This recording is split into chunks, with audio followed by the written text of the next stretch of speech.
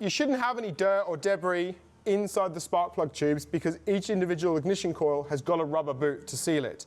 But just to avoid any risk of anything dropping in there, blow all of this off with an airline. It's always best practice whenever you're doing anything in an engine bay that involves opening the inside of the engine, blow everything out. Next, we're going to be removing your top intake pipe. So if you've got a factory one, it mounts slightly differently. This line is mounted as clipped in, but it's pretty self-explanatory. With the RS factory one, because it splits into two parts, you can actually just remove the hose clamps at this end and then pop it off, or you can remove the mount, push it slightly back. We need to get access to this here.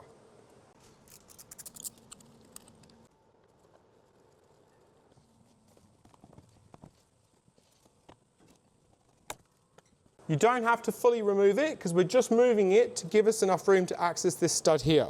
So now you can just take this wire mounting clip off, gently just lift it up. There's another one on ignition coil number 1. Now on the ignition coils, the electrical connector has this little security tang. You've just got to pull it backwards and then you can push it down and the connector unplugs like that.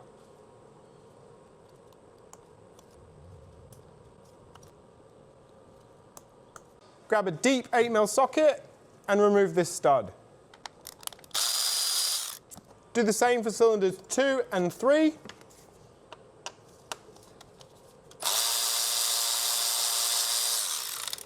If you're going to touch the intake pipe like this is, you can use an extension with a UJ.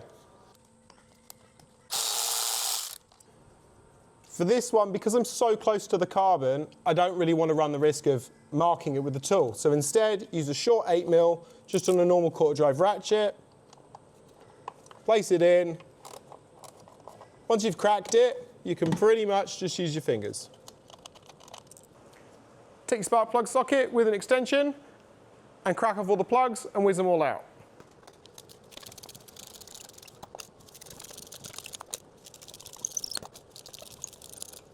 Now, all spark plugs will have some form of protective sleeve. The Ford ones tend to come with a plastic one. Aftermarket tends to be cardboard.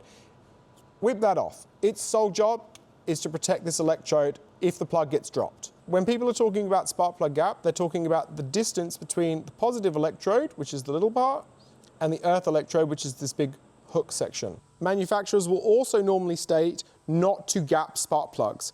This is because on modern plugs, this positive electrode here is very easily damaged. So if you damage it by changing the gap, they don't want you to be able to come back at them and say, well, this spark plug is faulty, when actually you were the person that damaged it. So even though they state to not gap the spark plug, it is just there to cover themselves. I still recommend, as will most people, to always check your spark plug gaps because nothing's perfect in this world. There will always be manufacturing tolerance differences, so always check your spark plug gap. We're using factory Ford plugs on this car because it's factory tuned. So the spark plug gap for this is the same as it is on the ST. It's 0.8 millimeters. If you are running a tune, talk to your tuner. He might specify a slightly smaller spark plug gap. Same if you're using a step colder spark plug, you normally run a slightly smaller gap, but check with your individual tuner. Because we're doing 0.8 mil, we've just grabbed a 0.8 mil feeler gauge. You want to be able to drop the feeler gauge in between them and feel a little bit of resistance as you pull it out, okay? You don't want it to wiggle around. If it wiggles around, the gap is too big. If you can't get it in, that means that the gap is too small. Do not force it, because if you force it, the feeler gauge will actually damage this positive electrode. So you just want to be able to drop it in, and as you're pulling it out, feel a little bit of resistance there for you. Now, if you need to open the gap up, the easiest way to do it is with a pair of pliers, needle nose ones. You want to very gently grab hold of the earth electrode there, and you're basically going to twist and roll. Just do a little bit at a time, and then recheck it with your feeler gauge. If you need to close the gap, there's two different ways of doing it. There's the old-fashioned way, where you basically just tap it on a wooden bench or another metal hard surface, just a little tap, check the gap, see if it's closed up enough. If it hasn't, check the gap, do it again.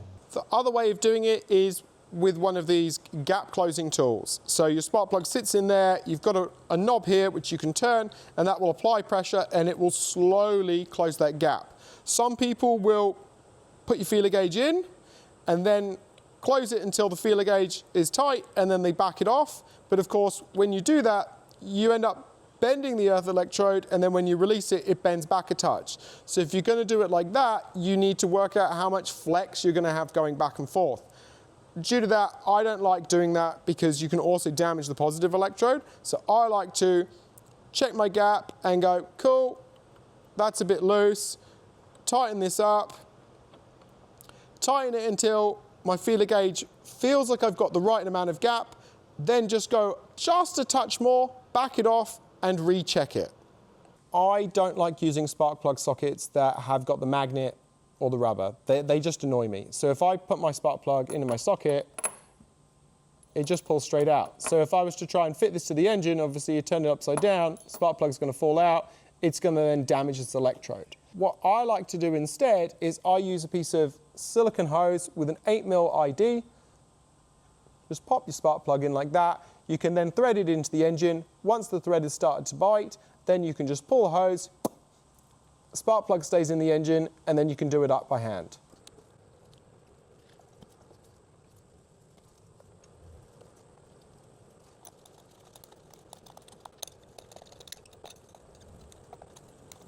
Some people torque spark plugs, some people don't. It's a very low torque setting, so most people don't. If you are new to this, I recommend that you do.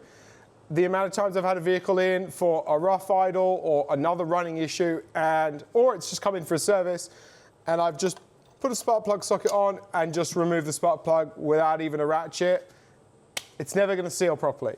These spark plugs are tapered spark plugs. The other main type that you get is a cross washer type, so they need to be tightened correctly. For this, it's only 12 Newton meters. Refit your ignition coils. Refit your 2 bolts and your 2 studs, remembering that the 2 studs go on cylinders 4 and cylinders 1 because of the wiring mount.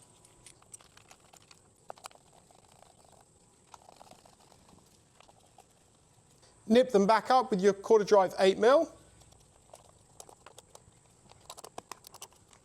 Pop your electrical connectors back on, remembering to push the lock tab all the way till it clicks. And then put your electrical wiring mounts on. Refit your induction pipe.